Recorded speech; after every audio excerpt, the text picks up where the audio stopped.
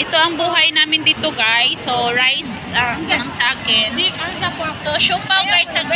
For only $20. Siopaw. Chicken eh? Beef. Ito pork. Asado. This is pork guys. So just only $20. And then Tikman mo muna. tingnan mo guys. Ito ang buhay namin dito. It's a New Year but ito ang pagkain namin. Pero Chinese guys, iwan ko ba sa kanila but itong binili, hindi nila alam kung ano. Tapos yan biscuit guys. Ito ko nila. Ito guys, kasi bigay to ni amo niya. Lemon flavored puffs. Yan lang guys, update for today. Kain lang na kami na siopaw.